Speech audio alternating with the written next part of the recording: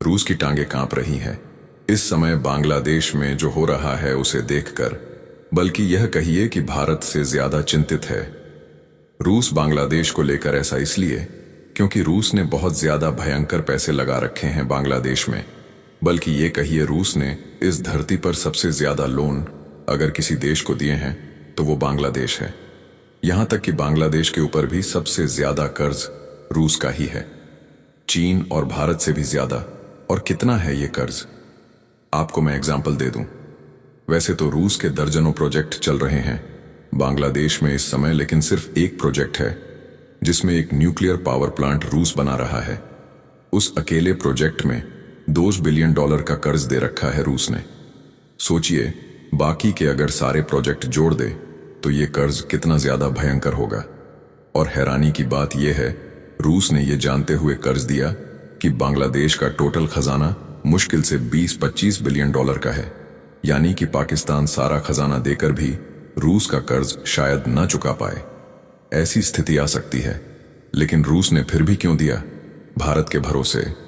क्योंकि रूसियों को उम्मीद ये थी कि बांग्लादेश की इकॉनमी अच्छा डेवलप कर रही है और आगे भी बांग्लादेश के लोग भारत के साथ मिलकर प्रोग्रेस करते रहेंगे, जिससे कि इनकी कमाई बढ़ेगी और धीरे धीरे ये हमें कर्ज की किस्तें चुकाते रहेंगे और हम आगे भी बांग्लादेश में और इन्वेस्ट करेंगे और कर्ज देंगे।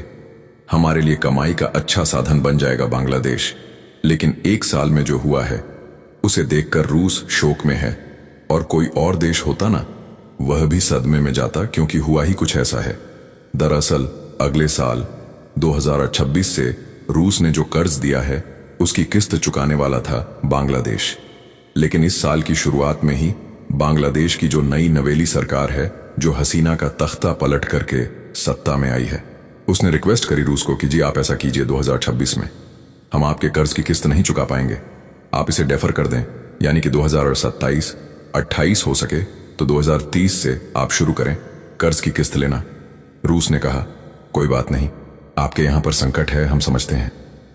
2026 नहीं, आप 2 साल के बाद 2028 से कर्ज की किस्त देना शुरू करना।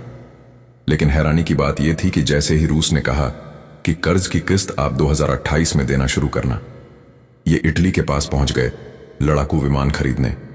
वो भी 2-4 नहीं, पूरे 12 यूरो फाइटर टाइफून ये खरीदने वाले हैं। जिन्हें अंदाजा नहीं है, यूरो फाइटर टाइफून राफेल से भी ज्यादा महंगा लड़ाकू विमान है। अरबों डॉलर खर्च करने वाले हैं, जबकि इनका खजाना मुश्किल से $25 बिलियन के आसपास झूल रहा है।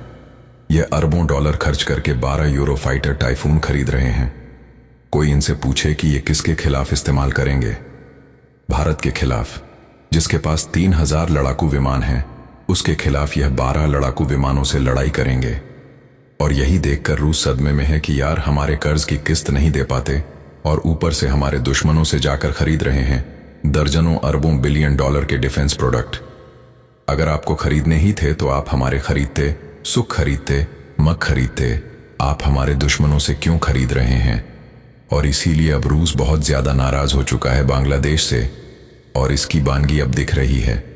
आप स्क्रीन पर देखिए, बांग्लादेश के अंदर जो रूस के राजदूत हैं उन्होंने कड़ी फटकार लगाई है बांग्लादेश को, और कहा है कि सबसे पहले तो बांग्लादेश की सरकार भारत के साथ अपने संबंधों को सुधारे और इस बात को याद रखें कि 1971 के युद्ध में क्या हुआ था, किसने आपको बनाया था और किसने आपका आज तक साथ दिया है। इस चीज को ध्यान में रखते हुए भारत के साथ अपने संबंधों को सुधारे, क्योंकि भारत और रूस ही 2 देश हैं जो संकट के समय में आपके साथ खड़े हुए हैं और आपके निर्माण में अहम योगदान दिया है। जी हां, बांग्लादेश की राजधानी ढाका में खड़े होकर ही रूसी राजदूत ने यह दबंग बयान दिया है और यह भी कहा है कि सूर और लेटर भारत के साथ आपको संबंध बेहतर करने ही पड़ेंगे, क्योंकि जिस राह पर बांग्लादेश चल चुका है वहां तबाही के अलावा कुछ नहीं है। और इस बात के लिए इतिहास गवाह है, जहां तबाही आती है अमेरिका अपना तंबू उखाड़कर सबसे पहले वहीं से भागता है और फिर वो देश भारत के पास जाते हैं या रूस के पास अपनी जान बचाने के लिए। इसीलिए बेटर है कि अभी आप अपनी गलती को सही करें और भारत के साथ अपने संबंधों को तुरंत सुधारें।